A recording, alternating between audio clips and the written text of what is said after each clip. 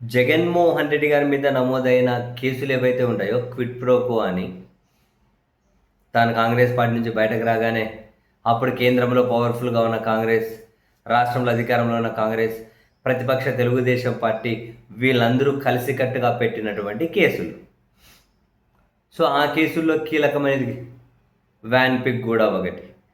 అంటే నిమ్మగడ్డ ప్రసాద్ అనే పారిశ్రామికవేత్త ఒక వ్యాన్ పిక్లో ఒక ప్రాజెక్ట్ అప్పచెప్పారని, దానికి ప్రతిగా ఆయన జగన్మోహన్ రెడ్డి గారి కంపెనీలో పెట్టుబడులు పెట్టారు అని చెప్పి ఇది ఫస్ట్.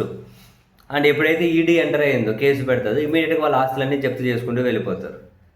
ఆ తర్వాత వీళ్ళు నిరూపించుకోవాలి, ఇది ఒక పెద్ద తతంగం. ఒకసారి ఈడీ జప్తు చేసిందంటే ఇంకా అది అప్పటికప్పుడు తేలేదు కూడా కాదు. సో అట్లా జగన్మోహన్ రెడ్డి గారికి సంబంధించిన ఆస్తులు, వ్యాన్ పిక్ ప్రసాద్ గారికి, నిమ్మగడ్డ ప్రసాద్ గారికి సంబంధించిన ఆస్తులు చాలా జప్తు చేసుకుంటూ వెళ్ళారు. ఈ క్రమంలో వాళ్ళు అప్పిలేట్ అథారిటీకి వెళ్ళారు. అప్పిలేట్ అథారిటీ కొన్ని సంవత్సరాల కిందటే ఈ కేసును విచారించి అసలు ఇది ఈ క్విడ్ ప్రోకో అనేది దీనికి ఎక్కడ అప్లికేబుల్ అవుతుంది, అన్ని రకాలుగా ప్రభుత్వము, పరిశ్రమల మంత్రిత్వ శాఖ, పారిశ్రామికవేత్తలు పలు రకాలుగా సంప్రదింపులు జరిపిన తర్వాతే ఆ ప్రాజెక్ట్ అప్పచెప్పారు కదా. ఈ ప్రాజెక్టులో ఎక్కడే కానీ లోటుపాట్లు లేవు కదా. పైగా ఈ ప్రాజెక్టు అప్పచెప్పక ముందే జగన్మోహన్ రెడ్డి గారి కంపెనీల్లో పెట్టుబడులు పెట్టారు కదా పారిశ్రామికవేత్తలు. నిమ్మగడ్డ ప్రసాద్తో పాటు 60 మంది పెట్టారు. షేరు 360 రూపాయలకు కొన్నారు. మరి ఇంతమంది కొంటే వాళ్ళకేమీ నష్టాలు రాలేదు, వాళ్ళేమీ కంప్లైంట్ చేయలేదు.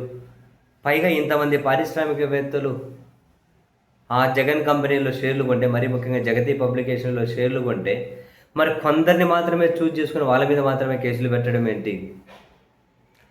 ఈ ఈడీ ఆరోపిస్తున్నటువంటి, ఈడీ చేస్తున్న అభియోగాలు ఏవైతే ఉంటాయో ఒక్కటి కూడా ఆధారం లేదు కదా. మరి ఆస్తులు జప్తు చేయడం ఏంటి అని చెప్పి, ఆస్తులు జప్తు చేసిన దాన్ని రిలీజ్ చేయండి అని చెప్పి అప్పిలేట్ అథారిటీ ఇంతకుముందే తీర్పు చెప్పింది. దీన్ని వ్యతిరేకించుకుంటూ దాదాపు తెలంగాణ హైకోర్టు 9 పిటిషన్లు వేసింది ఈడీ. ఆ 9 పిటిషన్ల మీద సుదీర్ఘంగా విచారించింది తెలంగాణ హైకోర్టు. సుదీర్ఘంగా విచారించి అందరి వాదనలు విని 2025 డిసెంబర్ 23వ తేదీన తీర్పు రిజర్వ్ చేశారు. ఎప్పుడు? 2025 డిసెంబర్ 23న తీర్పు రిజర్వ్ చేశారు. 6 నెలల తర్వాత ఇప్పుడు తీర్పు ప్రకటించారు. ఆ తీర్పులో తెలంగాణ హైకోర్టు ద్విసభ్య ధర్మాసనం స్పష్టంగా చెప్పింది, అసలు అప్పిలేట్ అథారిటీ చాలా పత్రాలు, చాలా నిర్ధారణలు, చాలా ఆధారాలు పరిశీలించింది. మేము కూడా ఇంతకాలం అన్ని ఆధారాలను పరిశీలించడం క్షుణ్ణంగా. ఏ ఒక్కటి కూడా ఇందులో క్విడ్ ప్రోకో జరిగిందని కానీ, ఈ పెట్టుబడులు తప్పని కానీ నిరూపించడానికి ఒక్క ఆధారం కూడా దొరకలేదు. అటువంటప్పుడు ఇంకా ఆస్తులను జప్తు చేస్తే ఆ సమస్య ఎందుకు వస్తుంది? అసలు ఆధారమే లేదు కదా. సో అప్పిలేట్ అథారిటీ చెప్పినట్లు తక్షణం మీరు ఆస్తుల జప్తును విడుదల చేయండి అని చెప్పి తెలంగాణ హైకోర్టు అప్పిలేట్ అథారిటీ తీర్పును సమర్థించుకుంటూ తీర్పు ప్రకటించింది. అంటే ఇప్పుడు వీళ్ళు అన్ని ఆధారాలు ప్రకటించి, అన్ని ఆధారాలు చూసి దీన్ని విడుదల చేశారు. ఇప్పుడు ఆస్తి జప్తు నుంచి రిలీజ్ అయిపోయింది. రేపు ఫైనల్గా కేసు కూడా ఇదే లైన్లోనే ఉంటుంది కదా. ఏం ఆధారాలు లేవనే కదా పాయింట్ ఇక్కడ. మరి ఫైనల్గా తీర్పు కానీ ఇదే ఉంటుంది కదా.